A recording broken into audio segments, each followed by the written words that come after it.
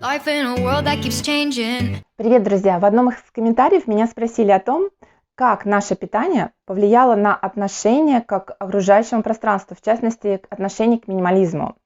Сейчас у меня есть комната, где действительно мне удалось создать минимализм, потому что эта комната относительно недавно построена, и здесь я старалась собрать как можно меньше вещей. Конечно же, питание очень сильно влияет на восприятие пространства. И, конечно же, минимализм не только в плане потребления вещей, а также в плане эмоций, в плане мыслей. И я не могу сказать, что минимализм коснулся общения. Нет, общение, наоборот, оно расширилось, потому что изменение питания, оно привлекает также и единомышленников. Ну, наверное, мне просто повезло, то, что все мое окружение, оно поддержало меня в моем изменении питания. И поэтому к моим друзьям, которые у меня с детства, прибавились еще и большое количество вас, подписчиков, с которыми мы сейчас даже в отдельном чате обсуждаем все наши новые идеи, наше новое мировоззрение и какие-то ставим цели на будущее. Итак, друзья, как наше питание влияет на эмоции? Эмоций становится меньше, но становится меньше именно отрицательных эмоций, потому что меньше становится отрицательных мыслей, а именно наши мысли, они включают генерацию наших эмоций. Поэтому количество эмоций отрицательных, их значительно уменьшилось, я бы даже сказала, они пришли к нулю. А эмоции позитивные, они облекли такую новую форму, они не какие-то стихийные, а это такие красивые, полные эмоции, которые подкрепляются еще и такой полнотой чувств. А мысли негативные, их тоже нет, потому что не хочется перекручивать в голове какие-то диалоги. Если хочется что-то сказать, то я просто беру и говорю. Если появляется какая-то мысль, она совершенно ненужная, деструктивная, то я просто убираю, это не моя мысль, и она проходит мимо. Как принцип айкидо, знаете, когда что-то на вас летит, иногда нужно просто уклониться. Поэтому у меня также такой же принцип сейчас. Как только появилась негативная какая-то мысль, даже не негативная, а просто не моя мысль, я просто ее пропускаю. Минимализм в доме, конечно, мне хочется эту тему еще больше как бы расширить, но сейчас у меня это сложно сделать, потому что у нас в семье появился маленький ребенок, и сейчас, конечно, все пространство в комнатах, оно занято им. Конечно, и вот в нашей комнате, которая раньше была практически пустая, теперь у нас спортзал, у нас игрушки, у нас коврики, и также в других комнатах. А еще сложность в том, что у нас этот дом, когда мы купили, ну, в тот момент у нас не было значительной суммы, которую мы могли потратить на благоустройство. Поэтому мы благоустраивали его постепенно, и очень много вещей мне отдали наши друзья. Поэтому у нас стоит шкаф, там столы, все они такие разнокалиберные.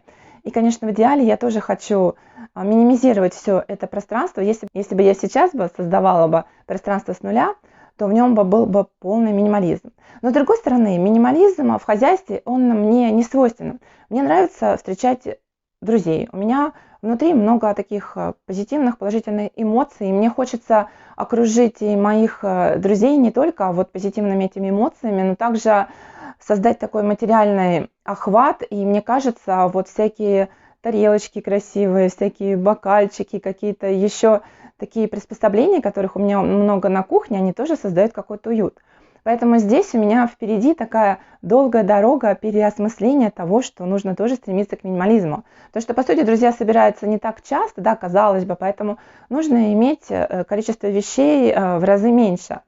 Но у нас идет постоянно общение с друзьями, к нам постоянно кто-то приезжает в гости, и мы тоже, поэтому я не могу вот так вот сильно минимизировать свое пространство кухни. А также сейчас с переходом на натуральное питание пришло гораздо больше продуктов. Если раньше стояли макароны, сахар, мука, все было понятно, то сейчас добавляется большое количество линейки орехов, большое количество сухофруктов, большое количество всевозможных зерен, злаков.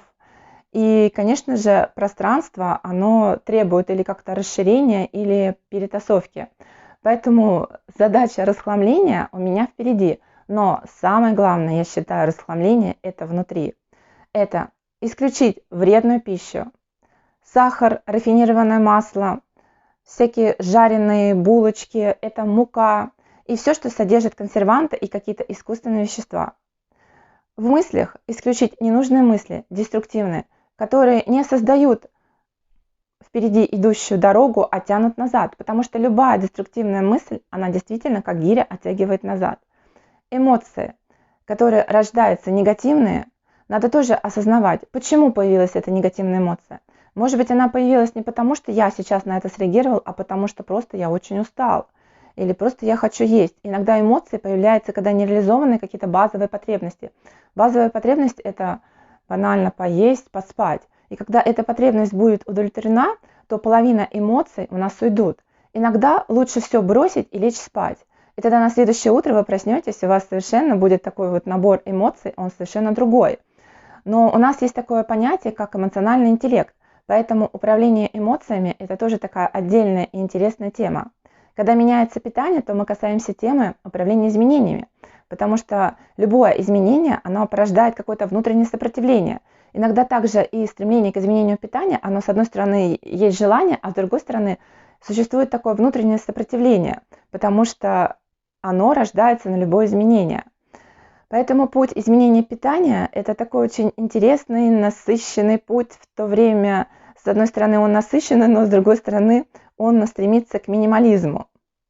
Друзья, пишите в комментариях, а как изменение питания повлияло на ваше изменение сознания, в частности, к стремлению к минимализму. До новых встреч, ставьте лайки!